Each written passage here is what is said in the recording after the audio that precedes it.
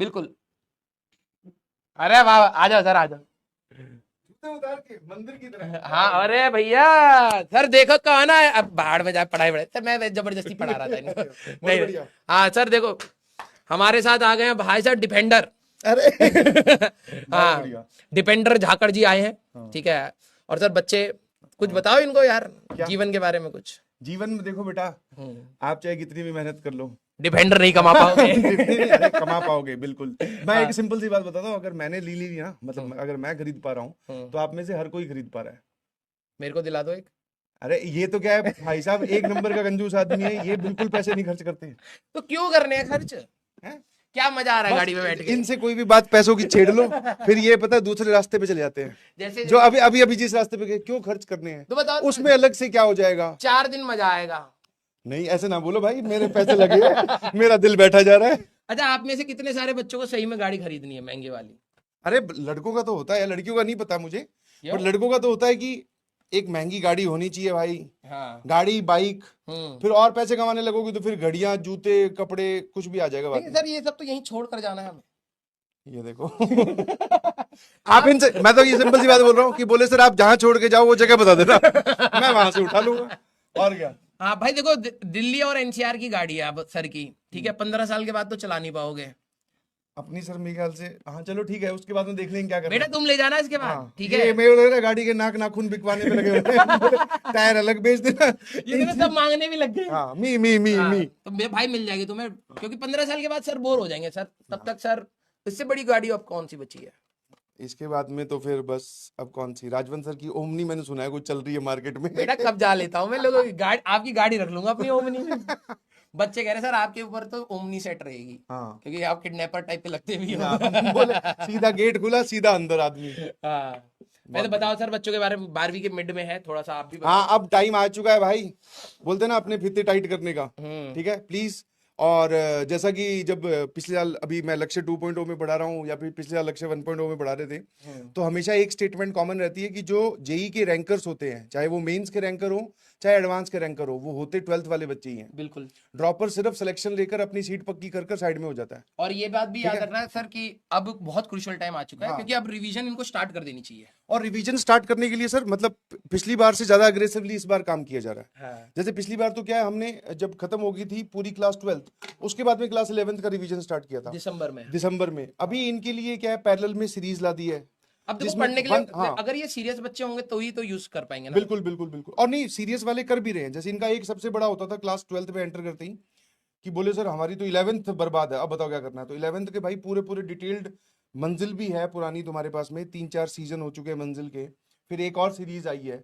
मतलब अगर आप चाहते हो 30-40% आप 11th का बहुत आराम से कर सकते हो, बहुत आराम से कर सकते हो, है ना, क्योंकि सर देखो हर 12वीं में भी पढ़ाते पढ़ाते वो टॉपिक्स कहीं ना कहीं 11वीं वाले आते यूज ही होते हैं, हैं ऑब्वियसली। तो आप थोड़े से कंफर्टेबल हो जाते हो। जैसे हाँ। मैंने इनको 2-3 चैप्टर बता दिए कि भाई ये अभी ग्रेविटेशन जैसे हमने कर लिया है, इलेक्ट्रोस्टैटिक्स तो बिल्कुल सिमिलर है, अब तुम वो निपटा लो। बिल्कुल निपटा लो। अब एसएचएम का मैं उनको नेक्स्ट और टारगेट इनको तो वो मिला भी तो है, अर्जुना का एक्सेस मिला हुआ सबको मिला हुआ है, सबको तो मतलब आप कर सकते हैं। और जितने भी बच्चों से हमारी बात हुई स्टेज पर या बिहाइंड द स्टेज, जिनसे ये पूछा गया, क्योंकि ये जो तुम्हारे सवाल होते हैं ना, वो इकट्ठे करके हम बच्चों से पूछ लेते हैं कि भाई तूने क्लास 11th कैसे सेट किया।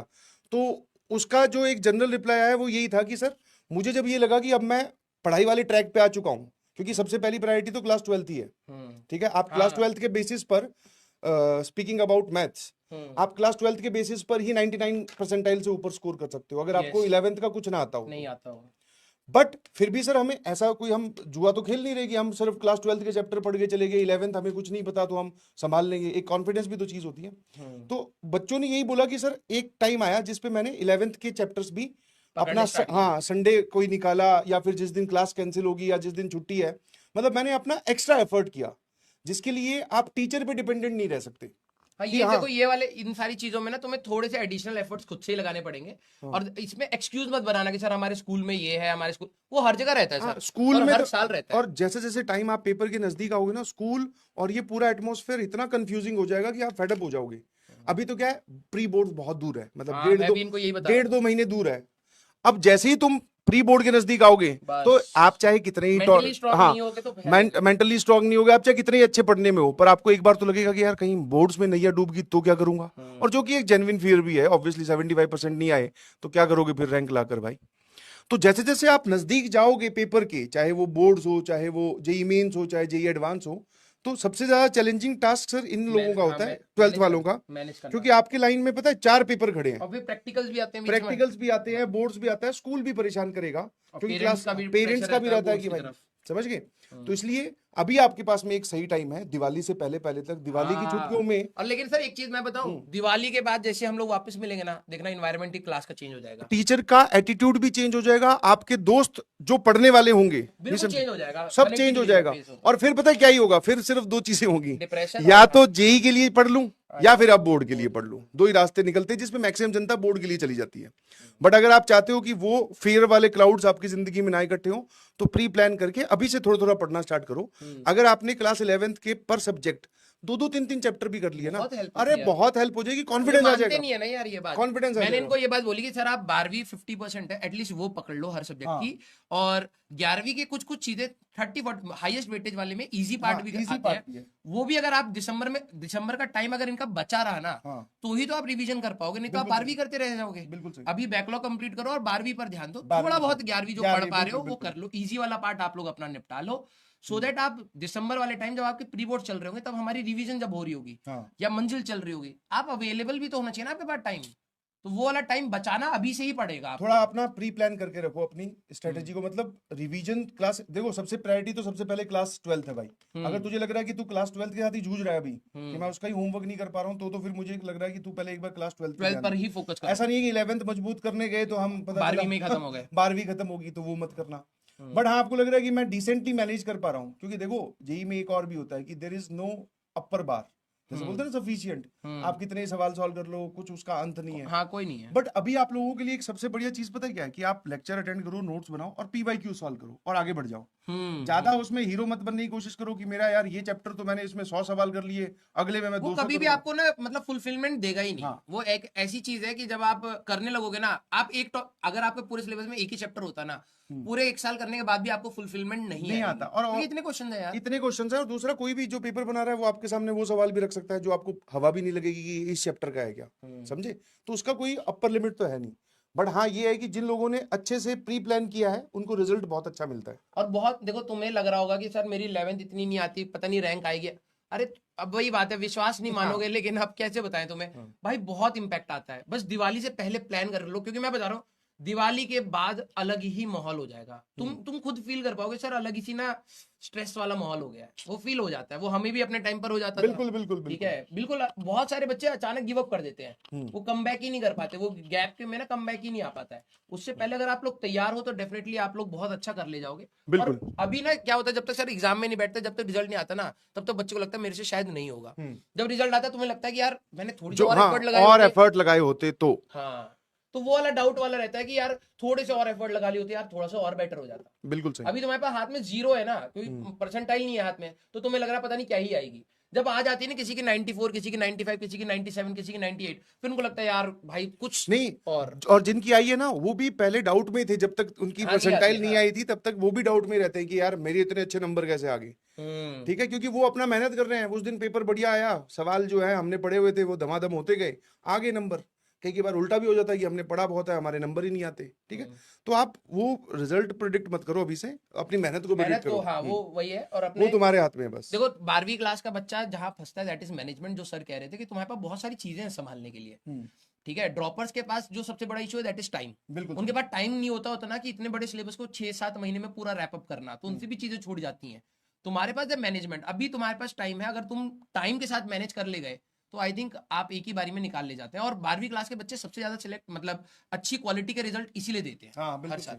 ठीक है, तो बस आप लोग अपने आराम से थोड़ा मेहनत करो। ठीक है, और मैथ्स की टिप्स जो लोग बोल रहे हैं, तो भैया मैथ्स की सिर्फ सिंपल सी टिप्स है कि जेई मेंस में, जैसे मैं अगर मेंस बार बार करूंगा तो तुम्हें लगेगा सर आप मेंस की बातें कर रहे हो, ऐसा नहीं है।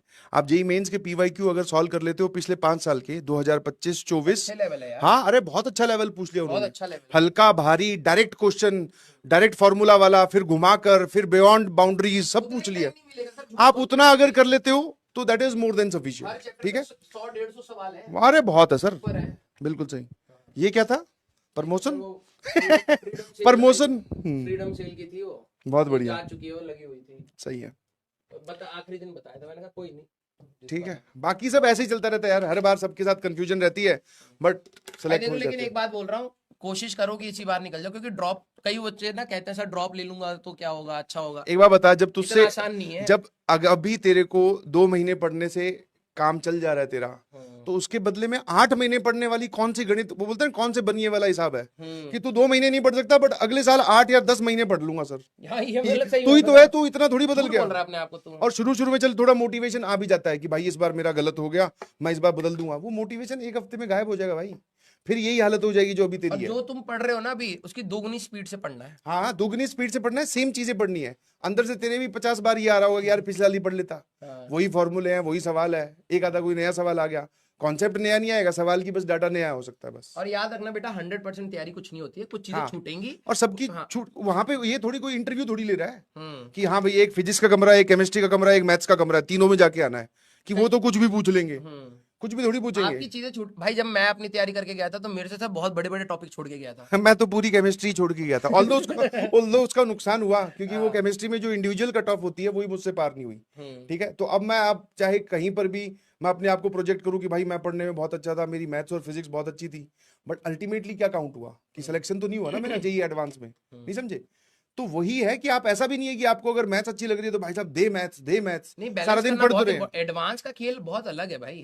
आप देखो, मतलब इसमें है कि आपको सब्जेक्ट की बैलेंसिंग भी चाहिए, सब्जेक्ट को इतना भी गड्ढे में नहीं डाल देना कि भाई साहब एक सब्जेक्ट, हाँ इंडिविजुअली तुम नहीं रह गए, और ये भी नहीं कि आप हर टॉपिक पढ़ने की कोशिश कर रहे हो एडवांस लेवल पे, नहीं, उसमें कुछ सिलेक्शन भी होना चाहिए। तो ये खेल ही ना सबको समझ नहीं आता है। अब वो ये है कि जो बच्चा प्रैक्टिस कर रहा है, रोज देख रहा है, पीवाईक्यूज देख रहा है, एनालाइज कर रहा है, वो इस खेल को समझ पाता है कि यार ये चीजें अगर मैं छोड़ भी दूंगा ना, इस चैप्टर की ये चीजें ज्यादा नहीं पूछी गई हैं, तो थोड़ा बहुत बेसिक अगर होगा तो ठीक है, नहीं तो कोई दिक्कत नहीं, मैं छोड़ देता हूँ। ये वाली चीजें भी आनी चाहिए एडवांस के लिए। आप 100% हर चैप्टर का, हर सब्जेक्ट का नहीं कर पाओगे, इतना स्ट्रेस नहीं झेल पाओगे। तो एडवांस के लिए कुछ चीजों के लिए आप रिलैक्सेशन ले सकते हो, लेकिन जेईई मेंस का खेल उल्टा है। फिजिक्स में, अब मैथ्स में, केमिस्ट्री में, सबका खेल उल्टा है, छोटे छोटे सवाल भी आते हैं, तो आपको वो चीजें भी ध्यान रखनी पड़ेंगी। ठीक है, और जब से ये शिफ्ट वाला पैटर्न हुआ ना, तब से ज्यादा है, मैंने बताया। समस्याएं तुम्हारे लिए ज्यादा बढ़ गई। पहले हमारे टाइम में सर एक पेपर होता था, 30 सवाल आने, पहले ही पता होता था कि इसी टॉपिक से सवाल पूछेंगे अगर पूछेंगे तो। अब क्या हो गया, पता चला तुम्हारे वाले शिफ्ट में वो सवाल आ गया, हाँ, और वो सवाल आ गया जो कि मतलब हो सकता है टीचर ने क्लास में बोल दिया हो कि भाई ये लीस्ट इंपॉर्टेंट है। अब वो लीस्ट इंपॉर्टेंट वाला सवाल तेरे उसमें फंस गया, या फिर टीचर ने बोला हो कि भाई इस पे से सवाल 100% आएगा, अब तेरी शिफ्ट में नहीं आया, तू सर गुजा रहा है कि बोले भाई ये तो गलत हो गया। गलत नहीं हुआ, वो शिफ्ट या तेरी किस्मत बोल देगी वो सवाल उठ के किसी और के पास चला गया, तेरे पास नहीं आया।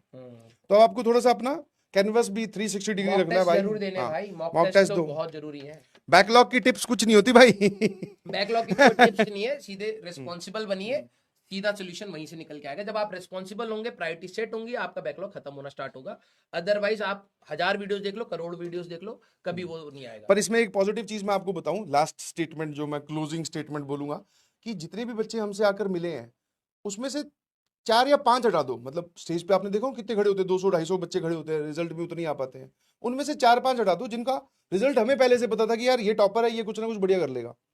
बाकी जितने भी है ना, मतलब 200 या 195 या 150 बच्चे, सबके बैकलॉग सब तुम्हारी जिंदगी से निकल के आए हैं, सब गेम के एडिक्टेड। जब तक तुम्हारा रिजल्ट तुम्हारे हाथ में आ जाए, तुम्हें विश्वास नहीं होगा कि ये बात कितनी सच है।